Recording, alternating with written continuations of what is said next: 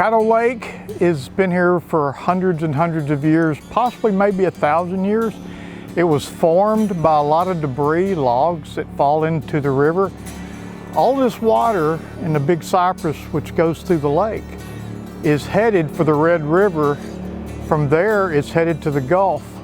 So all of this timber that falls into the water stacked up, creating a natural occurring dam or a levee, and that's what created the lake. If you see a picture of Caddo Lake, the open water, you'll see all these trees out there. That's because it's very shallow. The river is deep that goes through it. That's the old steamboat channel that they stayed in. It's seasonal. A lot of those fish that we'll be after in late spring through the summer till probably even in October. When the water is warm, the fish will move out of the deeper waters, which is the river, and they'll move into the shallows. And they're right after the bugs start moving in, and they're right there. And so the shallow waters become very, very active fishing grounds. Anything that will bend your pole in half just about, they've got it out there. So Caddo Lake is a nice little hot spot, you know, for fishing, and like I said, they're watching wildlife.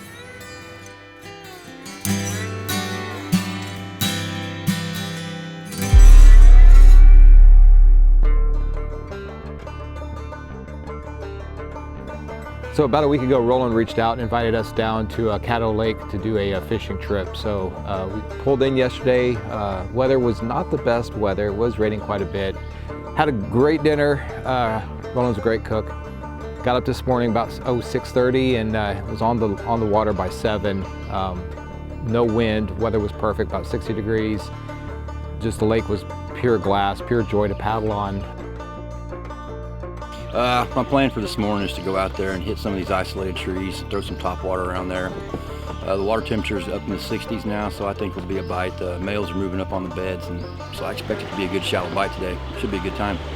A little bit of top water. I'll have something finessey to flip behind it, miss bites. You know, if we get a strike on the top water, I normally flip like a little shaky head worm or something behind it to pick them up if they miss. So I'll have that, and I'll have some giant swim bait on to lure in the sharks.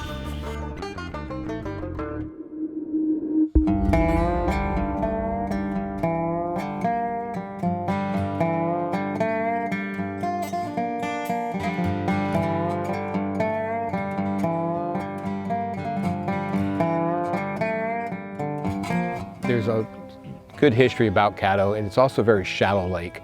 So for me, being a crappie fisherman, it's very challenging paddling in between the trees, looking for those drop-offs and anything that's deeper than 4 to 5 feet, and then looking for structure so I can get a jig down there, or trying to get a lure to bounce off a base of tree, hoping there's some crappie on one side of the tree or not. It definitely has its challenges, but for every challenge it gives us, the beauty of this lake definitely makes it worth it. The possibilities are endless as far as finding a good place to catch a trophy bass, and that's what Caddo is really special about, because you've got all these places off the beaten path that you can get to in a kayak that boats can't get to. When I'm out there on the water just going through the shadows and the cypress trees and the Spanish moss hanging everywhere and the dark shadows, you know, you think maybe you're going to go around a corner and see a dinosaur or something back there. So, you know, it just feels like you're going back in time when you get back out on the water here on Caddo Lake, and I think that's pretty special.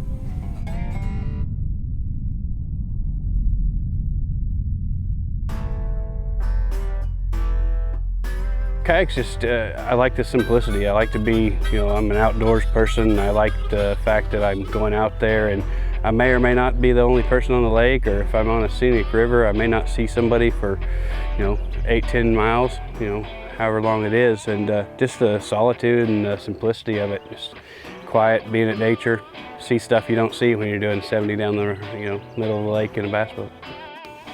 Yeah, coming down to Texas, I've been tournament fishing down here for the last 3 years, and I get excited every time I come down here for a tournament because there is the fact of catching that giant Florida strain bass.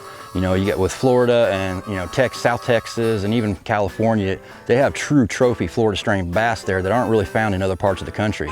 So when I'm coming down to Texas to compete in a tournament or just to come down here to fish, I know that there's always that chance if I can catch a true lunker.